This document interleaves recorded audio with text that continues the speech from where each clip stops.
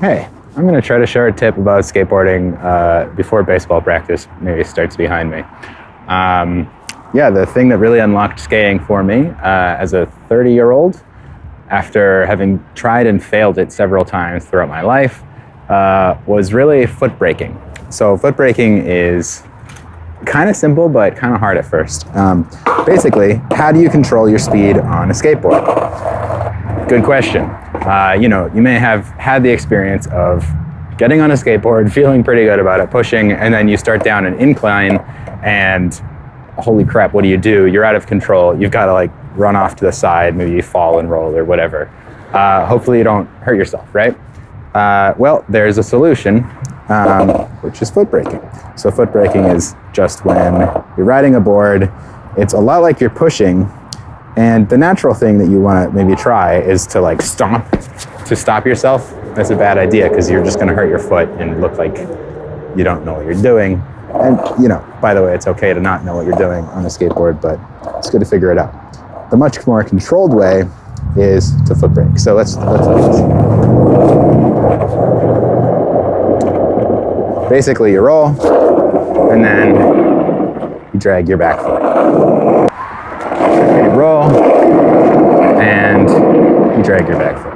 I want to look at point of view perspective of how this actually works, because there's some non-obvious things that will happen, and there are some really good tutorials out there. Downhill 254, I think is his name, has a really good one giving you exercises and things to work on.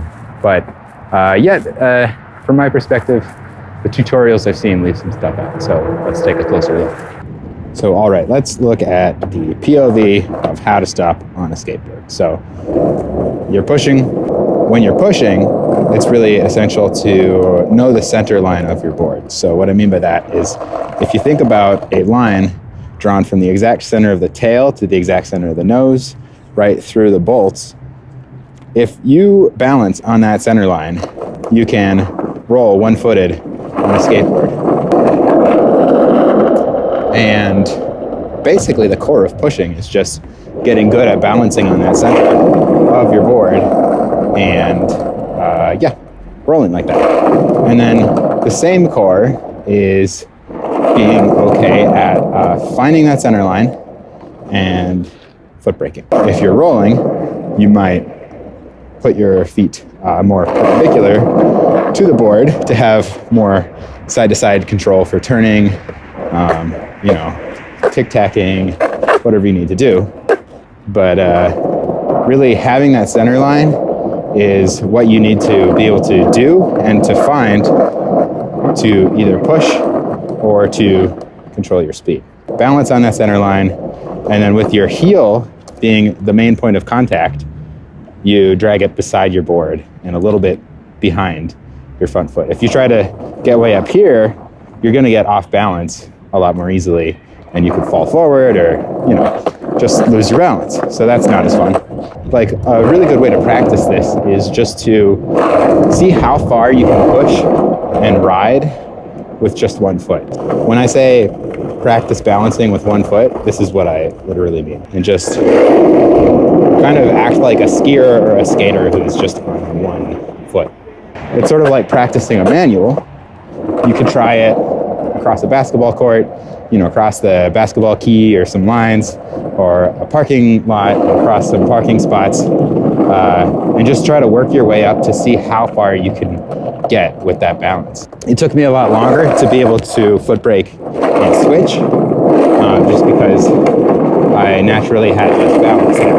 But a way I've worked on that is to do this one-footed balancing exercise. And this feels a lot less stable to me, but it's a really great way to, practice that foot braking, because essentially the most important part about foot braking is being able to balance on one foot and being confident with that. And then that way you can apply as little or as much pressure as you need to your back foot to stop yourself or slow yourself.